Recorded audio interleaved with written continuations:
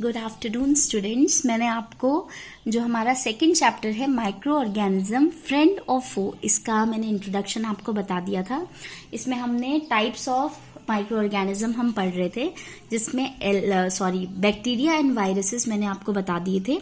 अब हम थर्ड पढ़ेंगे, जिसको प्रोटोजोआ कहते हैं हम। तो प्रोटोजोआ के कुछ कैरेक्टरिस्टिक मैंने यहाँ पर लिखे हैं। जैसे यहाँ पर मैंने लिखा है दे आर यूनिसेलुलर। यूनिसेलुलर मतलब ये सिंगल सेल के बने होते हैं। दूसरा मैंने लिखा है मोस्टली एक्वेटिक। एक्वेटिक मतलब आपको एक्वेटिक हैबिटेट यानी पानी वाला, पानी की जो, ये आपके पॉन्ड में भी हो सकता है, ये आपका जो है रिवर में भी हो सकते हैं, ठीक है। तो ये एक्वेटिक। उसके बाद some are free living. Free living का मतलब होता है ये किसी दूसरे ऑर्गेनिज्म के ऊपर नहीं रहते हैं, ठीक है, उस पर डिपेंड, मतलब उससे न्यूट्रिशन ऑब्टेन नहीं करते हैं, ये अपना जो है किसी की बॉडी के ऊपर नहीं रहते हैं। ओके, फ्री लिविंग मतलब ये ऐसे ही घूमते रहते हैं। अब आपका क्या लिखा है, नेक्स्ट लिखा है some are parasites. Parasites means जो दूसरे होस्ट के ऊपर रहते हैं, दूसरे ऑर्गेनिज्म के ऊपर रहते हैं और उससे अपना न्यूट्रिशन जो है एब्जॉर्ब करते हैं, तो उनको पैरासाइट कहते हैं। तो कुछ फ्री लिविंग होते हैं और कुछ क्या होते हैं, पैरासाइट्स होते हैं। मीन्स ये पैरासाइट्स जो होते हैं ये डिजीज कॉज करते हैं। ओके, अब यहाँ पर मैंने प्रोटोजोआ में लिखा है protozoa was discovered by Leeuwenhoek. आपको बैक्टीरिया में भी बताया था ल्यूवेनहॉक। ओके, देन अब यहाँ पर कुछ एग्जाम्पल्स मैंने लिखे हैं। आपका अमीबा, पैरामीशियम यूग्लिना, ये आप लोगों ने नाम जो है यूनिसेलुलर ऑर्गेनिज्म में इनके जरूर सुने होंगे। तो ये किसके अंदर आते हैं, प्रोटोजोआ में आते हैं। ये फ्री लिविंग प्रोटोजोआ होते हैं। ओके, और दूसरे मैंने लिखे हैं यहाँ पे पैरासिटिक प्रोटोजोआ, जो आपके डिजीज कॉज करते हैं, जो दूसरे ऑर्गेनिज्म की बॉडी के अंदर रहते हैं। ओके, तो यहाँ पर प्लाज्मोडियम लिखा है मैंने, जो मलेरियल कॉजिंग प्रोटोजोआ है। मीन्स ये मलेरिया की बीमारी को कॉज करता है, ठीक है, उसका कारक है। अब आपका कई बच्चे जो है ये लिख देते हैं कि मलेरिया जो है मच्छर से होता है, बट मलेरिया मच्छर से नहीं होता है, मलेरिया प्रोटोजोआ से होता है, जिसका नाम क्या है, प्लाज्मोडियम है। अब मच्छर क्या करता है, मीन्स फीमेल एनोफ्लीस मॉस्किटो उसको कहते हैं। ओके, अब वो क्या करता है, वो वेक्टर होती है, मतलब आपका ये जो आपका प्रोटोजोआ है, इसको वो एक पर्सन से दूसरे पर्सन में क्या करती है, ट्रांसफर करती है। तो उनको वेक्टर कहा जाता है, ऐसे ऑर्गेनिज्म को जो डिजीज को ट्रांसफर करते हैं। इसमें आपके वेक्टर में आपकी मक्खियां भी हो सकती हैं। ओके, तो ये आपका समझ आ गया होगा, आपको ये क्लियर हो गया होगा।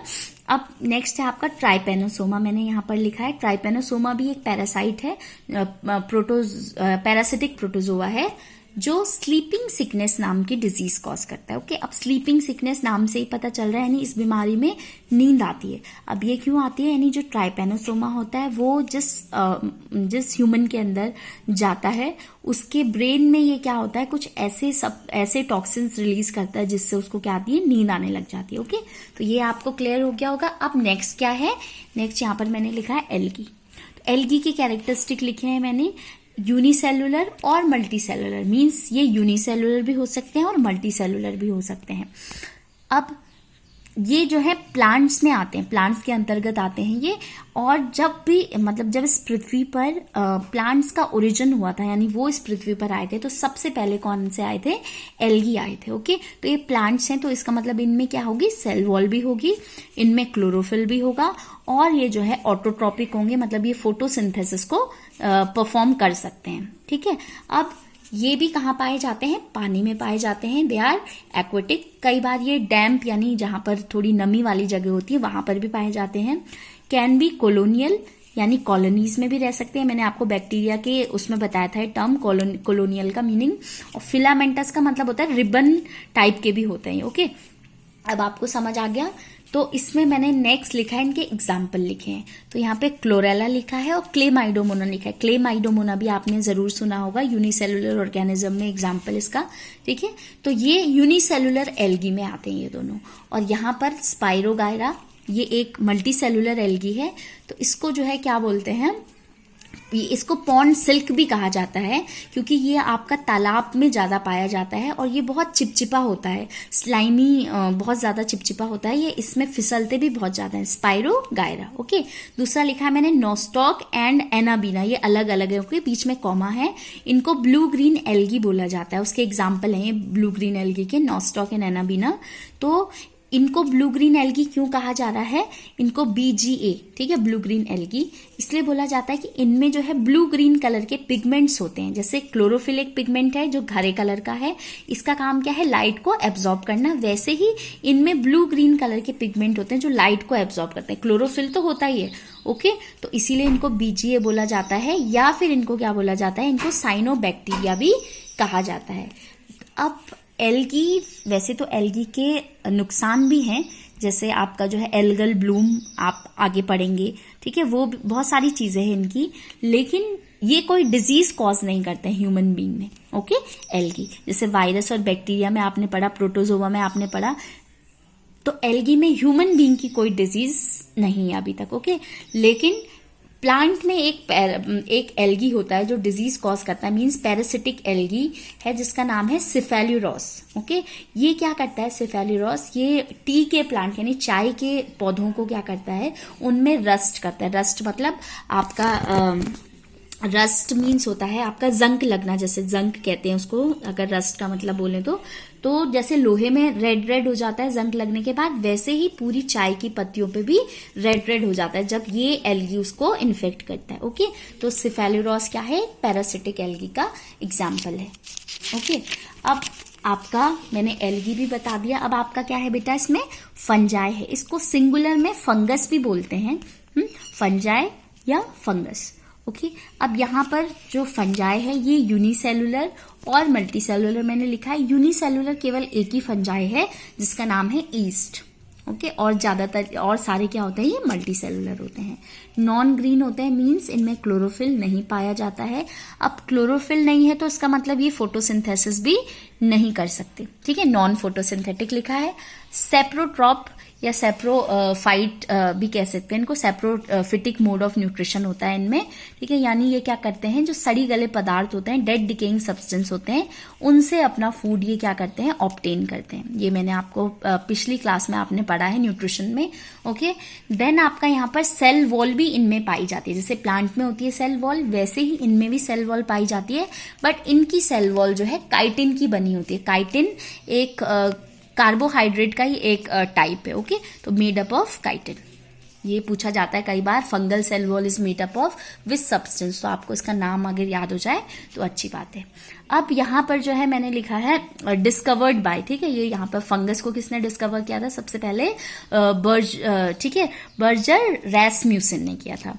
अब नेक्स्ट आपका यहाँ पे एग्जाम्पल्स दे रखे हैं। ईस्ट आप लोगों का भी मैंने बताया, ईस्ट जो है आपका बेकरी में काफी यूज होता है, और इसका जो साइंटिफिक नेम है वो तो सैक्रोमाइसीज सर्विसी, मतलब सर्विसी तो इसकी स्पीशीज है, सैक्रोमाइसीज होती है। तो इसको बेकिंग में, इस वाली स्पीशीज को आपका बेकिंग इंडस्ट्री में काफी यूज किया जाता है, बिस्किट में, ब्रेड बनाने में, ओके, बंद बनाने में, वहां पर इसका इस्तेमाल होता है। तो यूजेस तो हम बाद में पढ़ेंगे, बट यहाँ पर मैंने लिख दिया। देन ये यूनिसेलुलर होता है, कि मैं आपको पहले बता चुकी हूँ। नेक्स्ट लिखा है मैंने पेनिसिलियम, ठीक है, इसके बारे में भी आप बाद में पढ़ेंगे।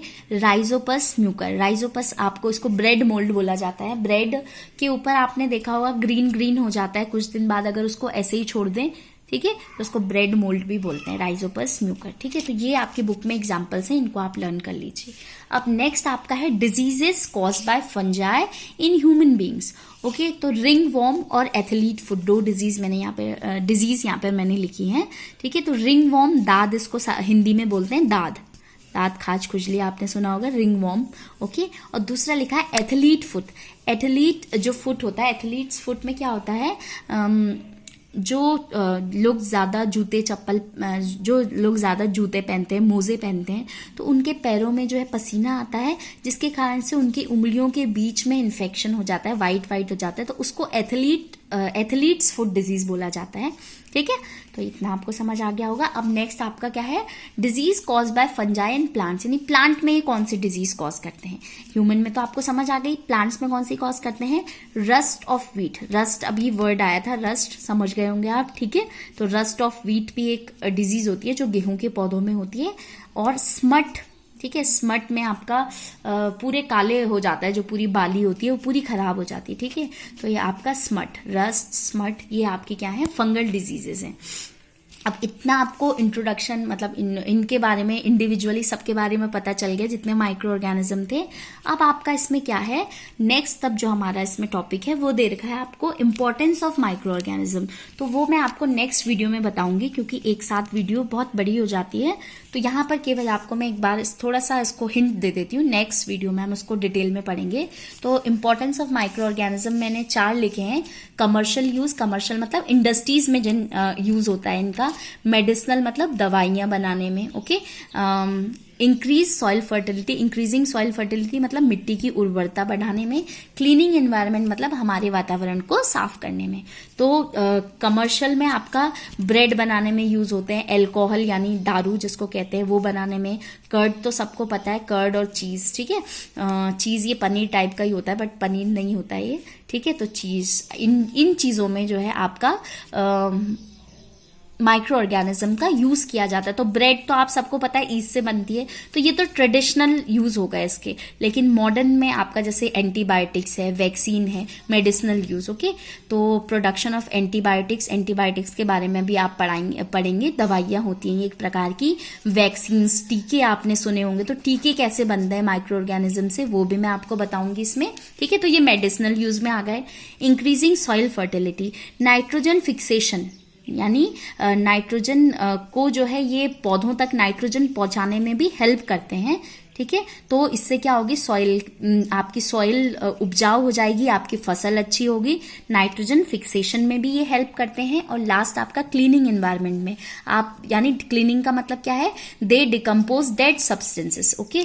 जो हमारे एनवायरनमेंट में जैसे आप लोग देखते हैं, अगर कोई जानवर मरता है तो कुछ दिन बाद धीरे धीरे जो है वो डिकम्पोज हो जाता है, खत्म हो जाता है। उसको कौन डिकम्पोज करता है, मिट्टी में पाए जाने वाले आपके जो सूक्ष्म जीव यानी माइक्रो ऑर्गेनिज्म होते हैं, ओके। तो ये इनकी इंपॉर्टेंस है, इनको हम अगले वीडियो में और डिटेल में इसको पढ़ेंगे। आई होप आपको ये समझ आ गया होगा। Thank you.